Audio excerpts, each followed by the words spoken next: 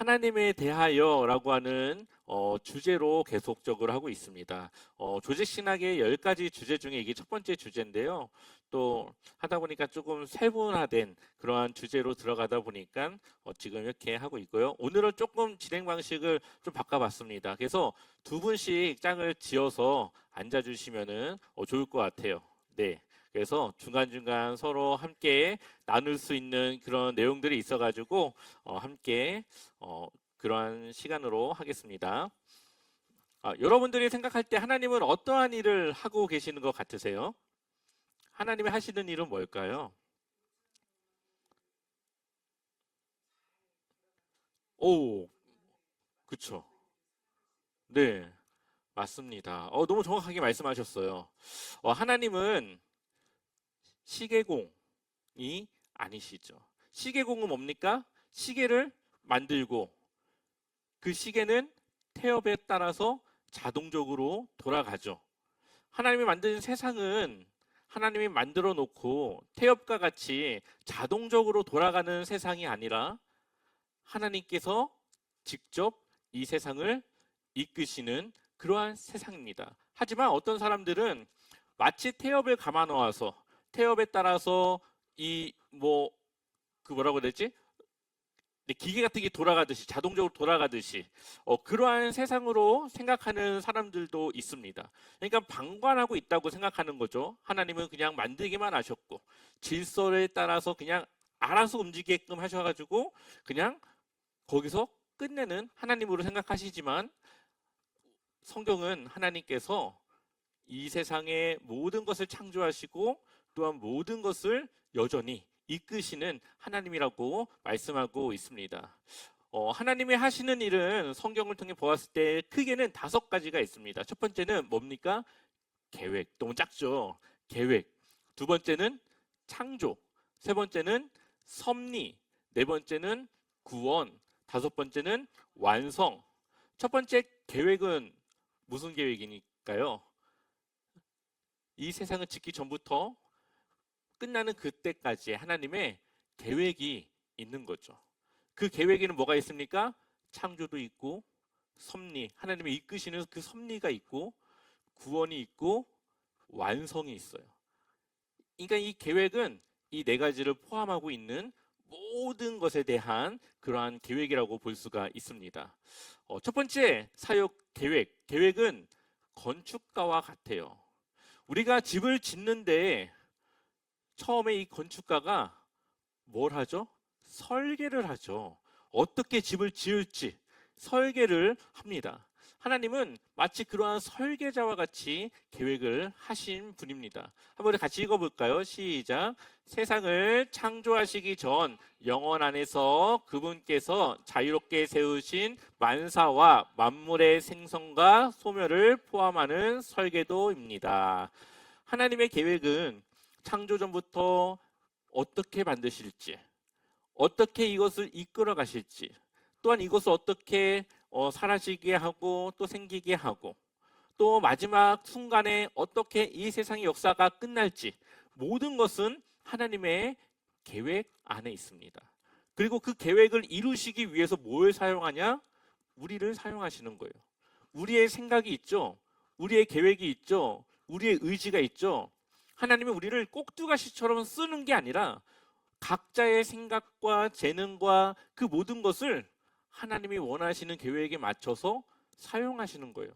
그래서 때로는 이 느부갓네살 왕같이 바벨론의 느부갓네살 왕같이 악한 사람을 통해 하나님의 일을 이루시기도 하고 그리고 또 때로는 그 느부갓네살 왕을 또 그의 악에 대한 죄가로 또 벌하시기도 하고 모든 역사는 하나님의 계획 안에서 이루어지는 거죠.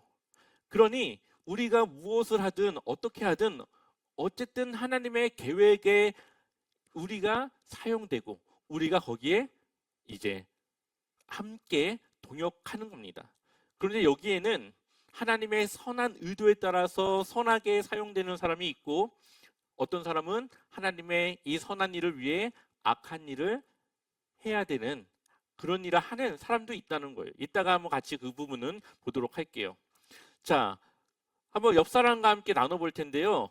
우리는 기도할 때 보통 내 문제에 맞추죠. 나의 어려움과 나의 힘듦, 부족함, 그런 것들이 우리의 보통의 기도의 제목입니다. 그러나 하나님이 모든 것을 계획하셨고 그 계획을 따라 우리가 그 계획을 포함해서 기도할 때 우리의 기도는 어떠한 긍정적인 변화가 일어날지, 우리의 기도는 어떻게 바뀌어질지 한번 옆 사람과 이야기를 한번 해볼까요? 너무 어려우신가요? 네. 예를 들면 내가 평소에는 나의 필요한 것만 놓고 기도했는데 하나님의 계획에 대해서 알고 나니까 하나님의 그 계획에 내가 사용될 수 있도록 하나님의 계획을 위해 내가 기도해야겠다. 이렇게 우리의 기도의 태도가 바뀌는 수도 있고요. 혹은 하나님의 계획이 이루어지는 거니까 내 삶에 나의 실패와 실수가 그냥 낙담할 일이 아니라 그것 또한 하나님의 계획 안에 포함됐다라고 하는 이 이해를 우리가 가진다면 조금은 우리의 기도의 태도, 그것이 조금은 달라질 수 있겠죠. 네. 이러한 하나님의 계획을 우리가 알고 난 이후 우리의 기도는 어떻게 좀 긍정적으로 조금 더 성숙된 기도로 바뀌어질 수 있을지, 어떤 부분이 좀 개인적으로 이렇게 바뀔 수 있을지 한번 이야기를 해보세요. 네.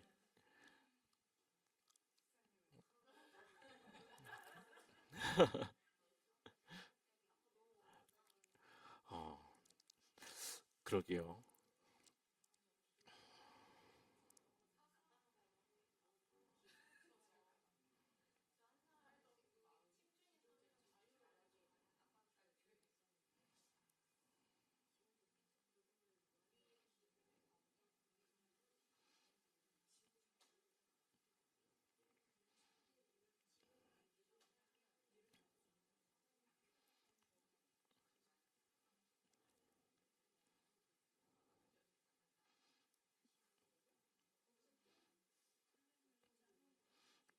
네, 30초만 더 나누도록 할게요. 네.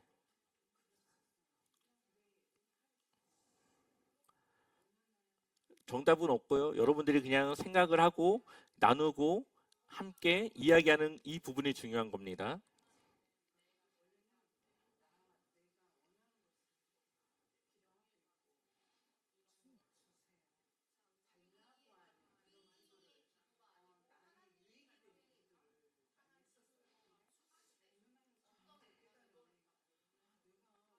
네, 10초만 더 드리겠습니다. 10, 9, 8, 7, 6, 5, 4, 3, 2. 자, 한 그룹에 한 분씩만 짧게 한번 이야기를 해볼까요? 네, 여기서부터 한번 이야기를 해보겠습니다. 어떠한 내용을 나눴는지.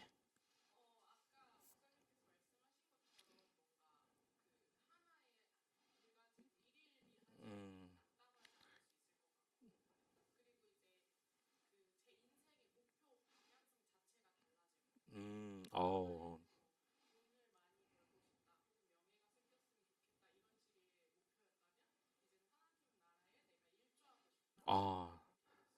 아, 네. 여기,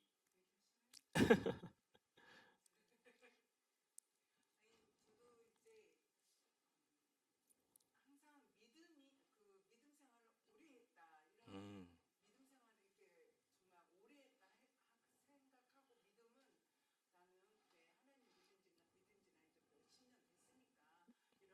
음,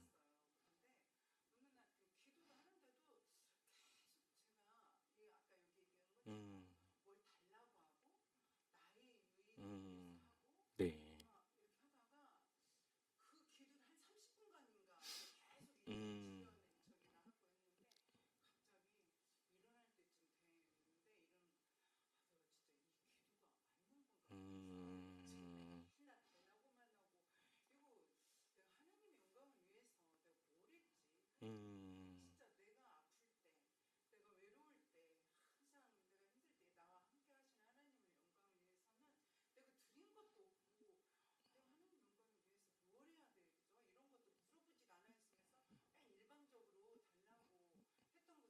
네. 네.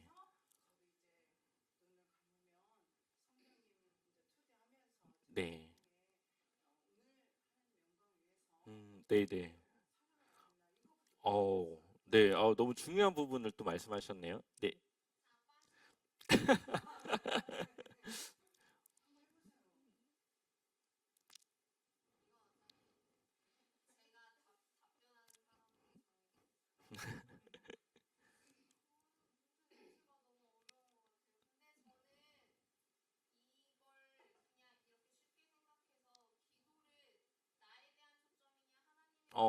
그쵸. 네.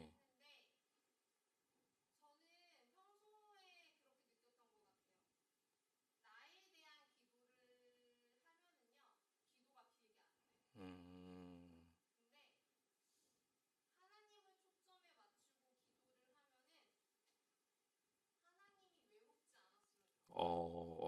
참 중요한 부분을 말씀하시네요.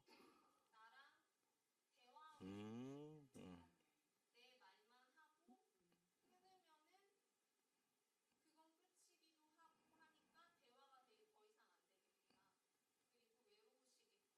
네. 어,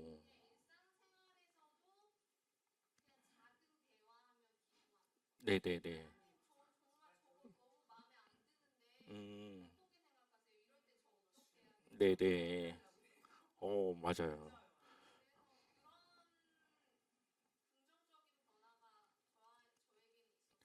네. 하나님의 계획은 선하고, 하나님의 이 세상을 운영하는 방식도 선한데, 하나님의 그 선함 안에 우리가 들어있기 때문에 하나님은 우리를 선하게 이끄시고, 우리가 하나님의 그 선한 계획 안에 사용될 수 있다. 이것을 우리가 기억하고 믿는다면 우리의 삶의 나쁜 것도 하나님의 선함을 위한 것이라는 것을 우리가 알 수 있고, 그렇기 때문에 그것이 다르게 선하게 바뀌어질 것을 우리가 기대할 수 있겠죠. 이러한 하나님의 계획을 우리가 알았을 때 우리는 하나님의 그 마음을 알고 하나님의 그 계획을 알고 우리의 그러한 삶의 방향을 이끄시는 하나님의 그 계획과 의지를 우리는 알 수가 있습니다. 한번 우리 읽어볼게요. 시작. 우리가 알거니와 하나님을 사랑하는 자, 곧 그의 뜻대로 부르심을 입은 자들에게는 모든 것이 합력하여 선을 이루느니라. 아멘. 하나님은 우리의 삶의 모든 것, 좋은 것과 나쁜 것과 모든 것을 조화를 이뤄 하나님의 그 선한 뜻을 위해 우리를 사용하십니다. 그것이 하나님의 계획 안에 들어가 있는 것이죠. 자, 두 번째로는 뭡니까? 창조. 창조는 만드는 거죠. 시공하는 거예요. 하나님이 계획을 세워서 어떠한 집을 만들기로 설계를 했다면 이제는 그것을 직접 만드는 작업을 하는 것이 바로 이 창조, 시공입니다. 한번 같이 또 읽어볼게요. 시작. 무에서 유를 창조하셨다. 이것은 이 과정신학이라고 하는 신학이 있는데 거기에서는 사람들이 그 신학자들이 아니다. 무가 아니라 원래 뭐가 있었다. 그걸로 창조했다라고 주장을 해요. 하지만 창세기 1장 1절은 분명하게 하나님이 태초에 아무것도 없는 그 태초에 천지를 창조하셨다라고 시작을 하죠. 그렇기 때문에 대부분의 신학자들, 전통적으로 그러한 신학자들은 이 말씀을 근거로 없는 상태에서 하나님이 유를 창조했다. 이것이 이제 기본 신학의 베이스고, 그리고 그 다음에 보면은 혼돈이라고 하는 말이 나와요. 자, 한번 같이 읽어보겠습니다. 시작. 혼돈 속에 질서를 넣으셨다. 땅이 공허하고 혼돈하며 뭐 이런 구절이 나오거든요. 2절에. 이러한 이 세상에 무질서하고 혼돈스러운, 이것도 이제 여러 가지 해석이 있습니다. 이것도 뭐 이것을 뭐 천사의 타락적인 타락론으로 보는 사람들도 있고 아니면 뭐 여러 가지로 해석이 있는데 어쨌든 이러한 혼돈 속에 하나님은 질서를 잡으셨고 그 질서에 따라서 7일간의 이 창조를 하나님이 이루신 거죠. 그래서 이 세상에는 하나님의 그러한 질서를 통해 세상이 움직일 수 있는 겁니다. 자, 한번 같이 또 읽어볼게요. 오직 하나님의 영광을 드러내기 위한 목적과 우리가 그것을 누리게 하기 위함이다. 하나님의 창조의 목적은 하나님이 영광받기 위함입니다. 물론 다른 여러 가지 목적이 또 더 이야기할 수 있어요. 하지만 하나님이 영광받기 위해. 근데 하나님은 우리가 지난 시간 함께 나눴듯이 자충족, 스스로 만족하고 충족하실 수 있는 분이지만 하나님의 피조물을 통해 하나님의 형상을 따라 만들어진 우리 사람을 통해 하나님이 영광받길 원하시는 그 목적을 두고 우리를 또 이 세상을 창조했다라는 거죠. 그래서 이스라엘 백성들에게 무엇을 원합니까? 하나님은 그 백성들을 통해 하나님이 드러나길 원하세요. 그리고 마태복음 5장 17절에도 우리의 그 빛이, 하나님의 빛이 나에게 비치고 내가 그 빛을 다시 세상에 비추어서 세상의 사람들이 하나님을 알고 영광 올리게 하기 원하는 그러한 말씀이 또 들어 있습니다. 우리의 삶을 통해 그러한 하나님의 그 창조된 이 세상을 통해 하나님은 영광 받길 원하십니다. 그런데 지금은 깨어진 세상이라 하나님의 영광이 온전히 올라가지 못하지만 그럼에도 불구하고 하나님의 자녀가 되고 하나님의 백성이 된 우리를 통해 이 세상 가운데 하나님의 살아계심의 영광, 하나님의 이 창조주의 그 창조주 되심에 대한 영광, 우리를 통해 그러한 하나님의 영광을 받기 원한다라는 거죠. 자, 한번 같이 읽어볼게요. 시작. 하나님이 만드신 모든 것은 본질적으로 선하다. 그러므로 우리 삶과 생활 속의 일터와 가정은 하나님이 맡기신 거룩한 사역의 현장이다. 이원론이라고 하는 말 들어보셨습니까? 이원론? 그러니까 두 가지를 함께 말하는 거예요. 그래서 예전에는 사람들이 이 하나님에 대한 오해가 있었는데 이원론, 하나님은 선한 하나님이 있고 악한 하나님이 있어서 선한 일을 하게끔도 하고 악한 일을 하게끔도 하고, 그래서 그때 당시에 사람들의 생각은 하나님을 위해 일하는 이 교회와 하나님의 일은 거룩하고 선한 것이지만 세상에서 세상의 일을 하는 세속적인 것은 악하다라고 생각을 했습니다. 그러나 하나님의 이 창조의 사역을 보면 하나님의 창조된 모든 것은 하나님의 선한 의도에 따라 선하게 만들어졌죠. 우리가 세상에서 살아가는 것도 하나님의 뜻에 따라 하나님의 계획에 따라 우리가 살아갈 때 우리는 선하게 살아가는 겁니다. 그러니까 하나님이 만든 모든 것은 선해요. 하나님은 그렇게 만드셨어요. 그래서 우리의 일터와 우리의 가정은 하나님께서 우리가 선하게 그 사역의 현장에 우리가 거룩하게 살아가기를, 하나님의 그 창조된 목적에 따라 그 영광을 올려드리며 살아가기를 바라신다라는 그러한 의도와 생각이 들어 있습니다. 그래서 디모데전서 4장 4절 우리 한번 같이 읽어보겠습니다. 하나님께서 지으신 것은 모두 다 좋은 것이요 감사하는 마음으로 받으면 버릴 것이 하나도 없습니다. 아멘. 하나님의 의도의 그 선함에 따라 이 세상은 다 좋은 거예요. 그런데 그 좋은 것을 나쁜 의도로 쓰는 사람들이 있기 때문에 그것이 나쁜 거죠. 돈이라는 것도 좋은 거예요. 하지만 그것을 악하게 쓰는 사람들이 있기 때문에 경계를 하라는 거예요. 그런 것처럼 하나님이 선하게 만든 그 계획에 우리는 그러한 의도와 뜻에 따라 하나님의 그 창조의 목적에 따라 우리가 함께 해야 된다는 것을 말씀하고 있습니다. 자, 여러분들의 그 일터 혹은 가정 혹은 여러분들의 그러한 사역의 그 영역에서 하나님께 예배 드리기 위한, 이제는 나의 삶의 생계가 아니라 그것을 하나님께 드리는 예배로 바꾸기 위해 당장 내가 어떠한 태도의 변화를 가질 수 있을까? 한번 좀 10초만 생각을 해볼까요?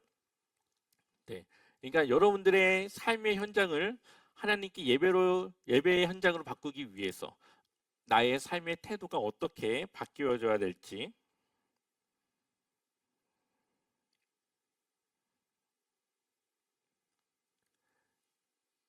네, 혹시 나누고 싶으신 분이 있을까요?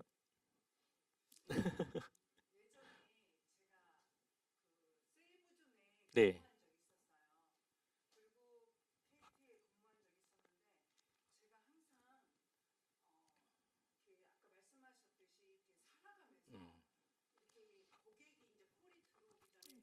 네, 네.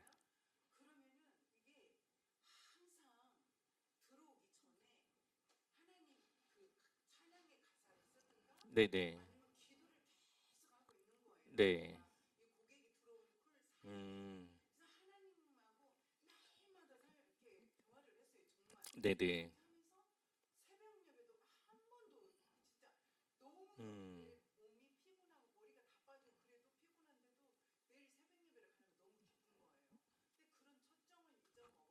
음.